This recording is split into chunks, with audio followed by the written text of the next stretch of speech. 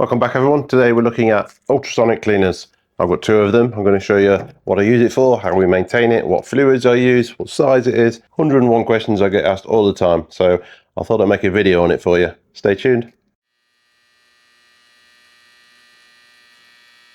You would have seen me use these in many videos so far for cleaning derailleurs, chain sets, other components. Pretty popular tool. A lot of people have these, but an awful lot of people ask me the same questions. What fluid do you use and what size it is? Where do I get one from? So I'm going to cover all those pieces. Spoiler alert, you can't get this one anymore, but you can get an equivalent size and capacity, no problem. So I'll go through the dimensions and capacity of this one. Suggest a couple of links down below for something similar. Can't guarantee it's going to be the same, but I think at this sort of price point, there's not much difference between them really. I've also got a smaller one here that I use for cleaning chains before waxing. So I'll cover off the size and capacity of that, what fluid I use in that. I'll say this one is long overdue a fluid change, so it's not doing much cleaning at the moment. So we're going to do that first. I'll show you what I use in there, how much, and how you do it. So let's get cracking. So this is the main unit I use. It's a 10 litre capacity. The reason I got one so big is I want to fit basically a full sort of chain set in there if at all possible. So let's just take this. The whole thing needs a damn good clean, to be fair. There's a bit of maintenance involved in having these, so we'll go through that. So inside you get a basket to put the parts in, and also a little small sort of T-strainer thing for very small parts. So you can put that in there, just drop it in with the rest of it. So we'll take that out. And inside is obviously the fluid. This is absolutely disgusting at the moment. Let me show you. Yeah, so it's pretty grim at the moment. It's just literally black. Ugh, disgusting. So what you need to do is, there's a drain valve on here with a lever, got a hose pipe attached to it. That dispenses into an empty container. You fill that up with the rubbish, take it to your local recycling, get rid of it. So that's what I'm going to do now, is open the tap on that. So I'll open the tap, but what you'll tend to find is not much comes out because there's that much grit that's settled down the bottom of this. It blocks up the drain, so it can be a bit fiddly. So I'll open that and see what happens. It's coming out a bit. Yeah, that's draining through. So I'll do this probably, I really should be doing it probably once a month, and potentially sooner than that. So you do get through quite a lot of fluid. I sort of run about a 20% concentration of cleaner in here, to the rest of it is water. You can put things in individual bags with a bit of cleaner in the bag itself, and that saves messing up the whole water. You can do that. To be fair, I've done it a couple of times, but normally I'll just chuck the whole lot in and change the fluid. So well, this is draining through pretty quickly now. All this rubbish down the bottom then. This is just obviously dirt and grit and everything from components. There's the drain hole there. So clearly a lot of that is not going to go through there. So I'm just going to add some water in here just to dilute the rest of this a little bit and then clean it through with a hose pipe. So most of that should drain through now. Like I say, you do end up with a lot of grit that kind of blocks the drain sometimes. And that's most of that out now. Just a splash more. The drain hole is not in the best place, so you end up with quite a lot of stuff that you can't get out very easily. It is a bit annoying. Some models may be better in that respect. Big leaf in there, not helping. So that's pretty much it now. So I'm just going to take this out now and wash this through with a hose pipe, and it'll just drain through the pipe obviously. So it's just grit in here now. It's literally just sand. You can see that. Well, I can see that. It's literally just sand and grit. So that's the vast majority of that out now. There's a tiny bit left, so I'll just wipe it down now with a cloth. Spray it down with some degreaser itself. Just get these last few bits off. They don't show you this bit, so I thought it'd be quite useful to show you. You don't just sort of plug and play and leave it there forever. Well, there's a bit of maintenance involved in one of these things. Quite a bit of maintenance actually, but it does a good job. When it's got fresh fluid in it, it's fantastic. I'll say when the fluid gets a bit tired, it's less than effective. Ideally I'd want a full parts washer as well. I did have one with a little brush on it, but it just made such a mess I didn't use it. This does a better job, in my opinion. Right, that's clean. Once you've done that, remember to close the lever, otherwise you're going to fill it up and it's going to come straight out the other end. So close that off. So that's ready to refill now. Basket wise, there's a bit of grit on here, so I'll just give this a quick clean. That's that done. Any cleaning equipment gets dirty, I guess, just by the very nature of what it does, so you just got to maintain these things. Good as new. So before I move it back to where it lives in the workshop when it's full of water, I'm going to put it back where it goes. But I'll show you the label on it first, because I guess that's the most important bit, and we'll take some measurements of this as well actually. We'll just get some measurements of the internal bits here for you. So sort of with the basket, the usable size of it is probably sort of 27 centimetres, 11 inches, and that's sort of 21 centimetres, 8.5 inches. Depth wise, depends how much fluid. You normally go to this line here So you've got about 9 centimeters, 4 inches. Take the basket out. I say I've used it without the basket before with no issues. About 23 centimeters that way, almost a foot, 30 centimeters that way. On depth, you still can't really go over the line, so you're still about 5 inches, 12 and a half, 13 centimeters. Right, so that gives you an idea where you get in there. So this is a 48 tooth chainring. Loads of room for that. If you get bigger things, you can put them in at an angle, so that's no problem. There's a smaller chain set. You can put it in like this to do that end, no problem. Spin it around if you need to. If you got something like Ultegra or Dura-Ace Hollowtech, I wouldn't recommend putting that in there. Potentially water could get in there and cause issues, but a lot of cranks you can. Something like this, older XT, you'll fit the whole thing in, no problem. Even with a basket, you'll still get that in there.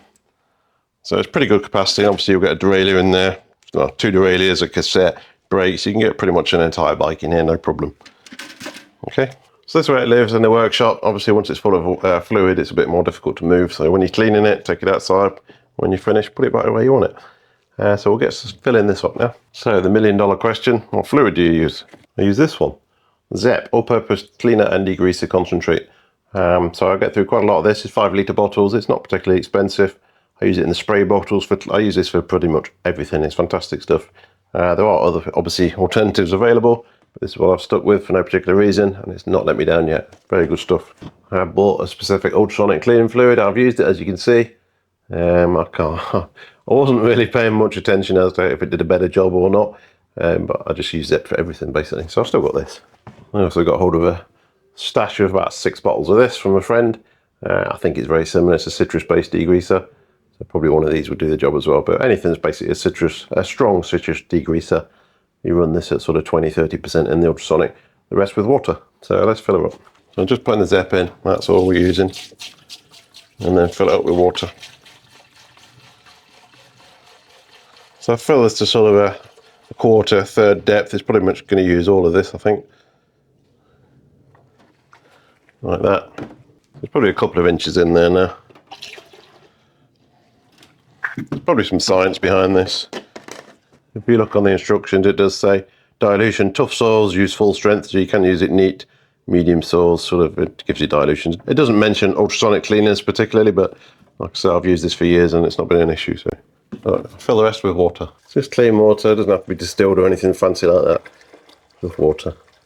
I saw it's gone a bit bright. The sun's just come out and it's right behind the window. You get the idea. So just fill up to that line at the back. It takes a fair bit, 10 litres.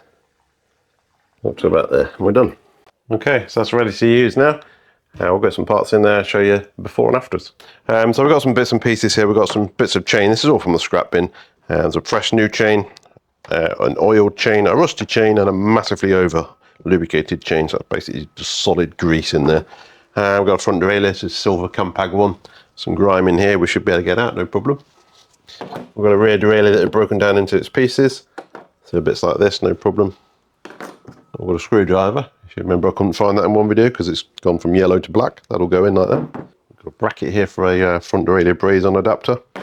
We've got a painted Tektro V-brake here. This will just go in as it is, so we can see what effect it has on the paint.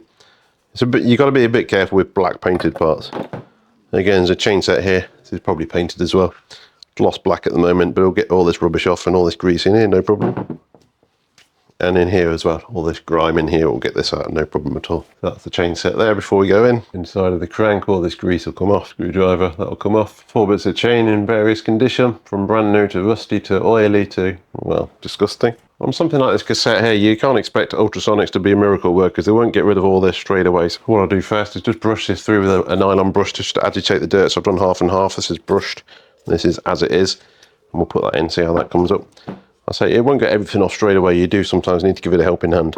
I think that's about it. So we'll put all this in now and we'll see how we get on. With the chain, I'm going to put these in a separate jar and then put that in the ultrasonic cleaner. You can do that, no problem. Saves contaminating the whole bath. It'll just contaminate this fluid, but it'll still clean it. I don't normally wash chains in the ultrasonic. To be fair, I normally just end up replacing them. Right, so let's put this stuff in. Right, so this is fresh fluid in here now. So the window behind, so the light's a bit bad, but about 20-30% ZEP, and the rest is just water up to its limit line. So we'll put the parts in here now. So this jar's just going to go in as it is. Careful you don't make it overflow, obviously. Crank's going in as it is. You should get most of this in here without too much difficulty. Bit of jiggling around. It doesn't matter how deep in it goes as long as it's in. That crank's on there. And just throw the rest of it in. Screwdriver, front derailleur, getting a bit full. And one more crank. If you've got like a pedal attached to the end, you don't want to put the whole thing in, you can just put the half the crank in like this, and the worst of the crank, which is always this bit, will still get cleaned. So we'll do that on this one. That one there, and that, and that. Oh, there's a bit there. And that's all in. There's probably a little bit too much in there because obviously this jam jar is, obviously this jar's sort of making it a bit deeper than it should be, but we'll be okay. So there's a little basket here for small parts, but we're not using that at the moment. So switch it on. You probably can't read that on the camera, but temperature wise it says 19 degrees, which is basically ambient temperature. You can set this whatever you want. I don't use temperature unless it's the winter and the workshop is like pretty much 0, which it often is, then I'll get this up to sort of 15 degrees. Time is default to 18 minutes, that's all I ever run it for. On off for the temperature, on off for the ultrasonic. So let's just get going on that. Just press on. So it does make a bit of noise, you can hear that, so you can just about have a conversation with somebody stood next to you in this workshop. But you wouldn't want to be listening to it all day, so let's leave that to do its thing. We'll come back to it. Okay, so we're done. Let's take this out and see what we've got. So I'm just going to take the whole basket out as it is, basically like this. Let it drain off for a minute, and then we'll take it to the bench. See what we've got. It's the jar full of the chains. Get these out first, have a look at these. We'll definitely need a cloth when you come to cleaning up. So this is obviously the new chain. Unsurprisingly, it looks new. We've got to have some sort of reference there, right? Probably the oily chain. That's come up really, really nicely. And that looks pretty much brand new in there, so that's done a really good job on that. So this must be the particularly greasy bit of chain. I couldn't see which chain it was, there was that much stuff on it. This is a KMC actually, and underneath all the grime. And again, it's come up pretty well. There's a couple of little bits it's missed, but generally that's come up quite nicely. There was so much dirt on that chain, you wouldn't be able to measure it accurately because the dirt basically would build up inside the rollers, so you need to get it clean before you can accurately measure it. And then obviously by the time you've gone to all the effort and you find out it's worn out, that's why I just replace them, because you know, there's no point spending half an hour cleaning it and finding out it's knackered anyway. Still got some corrosion, but it's nice and clean. The derailleur cage itself, like I say, all this stuff will now just wipe off very easily. It just comes straight off. You can wash this down with soapy water if you want, or something like that, but I'll just wipe it down. On the more challenging pieces, I'll use compressed air. So if you put some degreaser on your cloth as well, that might just help it a little bit more. So this is the crank that I left, sort of only this piece in the washer. So that part there has obviously come up brand new, still shiny black, it's not damaged at all. That looks pretty much as brand new. And around here where it was in the ultrasonic, this just wipes straight off. I think this is a matte finish from new by the looks of it, because if you look at the other side, that's perfectly gloss still. So yeah, don't put temperature in it if you've got black pieces, because that definitely can dull the finish on it. Or anodized pieces as well. Anything like colourful anodized, like violet or anything like that, I don't put in the ultrasonic, I'll just clean that by hand. But this is, as you can see, this has come out fine. With the front derailleur, this is where I would use compressed air now, just to blow the rest of this debris out. That gets most of this out. Bear in mind, this derailleur is probably best part 30 years old, so it's got a bit of surface corrosion on there already, but it'll get most of the rubbish out of there, ready for lubrication. That's about as good as you can expect on something that age. Rest of this rear derailleur will just wipe down, as I say, no problem. Good as new. There's the hidden 50T mark that you'll see on these derailleurs. Normally you can't see it because they're that dirty, but that's where it is. So you'll set your bottom of your biggest sprocket will be set to be level with that line. Set your B tension on this derailleur. So the derailleur body itself, obviously that's another one for compressed air. You can't get in there and clean it. So we'll just do that now. That's all clean inside, ready for a lubrication. Something that's come out of the ultrasonic like this obviously needs lubricating. I'll just use something like TF2 spray and basically just aim for all the pivots. If you get it all over this sort of thing, it doesn't really matter. It gives some sort of corrosion resistance as well. So don't be too fussed about where you want it, but just basically aim kind of where the pivot points are. So there's 8 of them you've got to get. It'll help as a corrosion resistance, and it also gives it a bit of a shine as well. So just let that do its stuff. That's going to be reassembled. Front derailleur braze-on bracket, again, it's come out nicely. It's still gloss, pretty much as good as new apart from the rusty bolt, but you can change that. So that's done a good job on that. Tetra V-brakes come up lovely as well. It is actually sort of a semi-gloss finish on this underneath all the dirt. Come up lovely, that is. Again, you could use some compressed air around this pivot just to clean it out. Get some lube in the pivot point around here and potentially up here as well. Doesn't do a great deal, but you know, it just stops corrosion because you've obviously washed out absolutely everything. Do need to get something in there. Obviously, if you take it out of the ultrasonic and leave it half an hour, you're not going to do yourselves any favour. So when you take it out, give it a wipe down straight away. Yeah, there we go. Nice. Like this stuff here doesn't come off quite as well. Get a cloth with some degreaser built into it.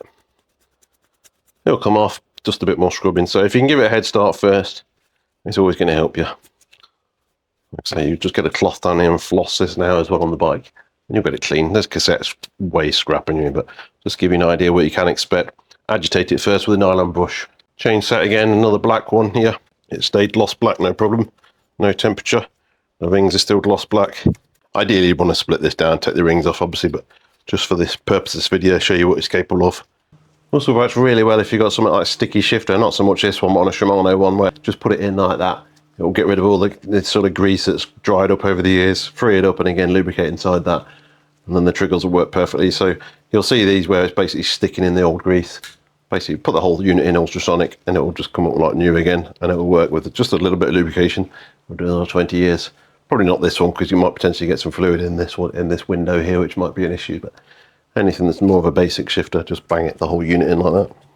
The other one I use is this little Creworks 1.3 litre. I use this for cleaning factory chains before waxing them. So there's enough room in here in the basket for 2 chains stacked on top of each other like this. And basically that should be clean, because nothing else goes in there apart from brand new factory chains with factory grease. So the residue down there is basically factory grease that's sort of sat down the bottom. So this probably does need cleaning. I think it's evaporated a little bit as well. But that's all I use this machine for, is cleaning factory grease off a brand new chain, nothing else at all.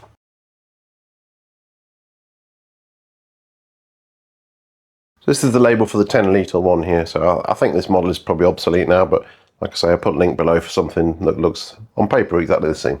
So I don't think there's much more I can say about Ultrasonics. They're a fantastic bit of kit, but like you see, there's a bit of maintenance involved. Keep on top of the fluid, keep that nice and clean. Don't use temperature on painted parts. I wouldn't use it on anodized parts like this, or bike parts obviously. It's a very handy piece of kit to have in the workshop though. The alternatives really are just obviously do it by hand with a nylon brush and some degreaser, spray it down, brush it down. Does a great job at the end of the day, but you'll struggle to get into the internals or derailleurs and stuff like that. So it does a good job on there. Free hub bodies, it does a really good job of there once it's split down into its component pieces. Don't use it on carbon pieces, don't use it on steel bearings. Yeah, just use your common sense and you'll see the sort of stuff I was putting through there, chain sets, brakes, stuff like that, no problem at all. So yeah, I hope that helps you. Like I said, the washer I use now is obsolete, but I'll put a link below to one that looks on paper to be identical. I can't guarantee it's going to last as long as this one. This has been a good 3 years so far, but on paper, physically on the picture, it looks exactly the same, just a different name. So who knows, hopefully it'll be just as good. So thanks for watching and stay tuned for many more videos.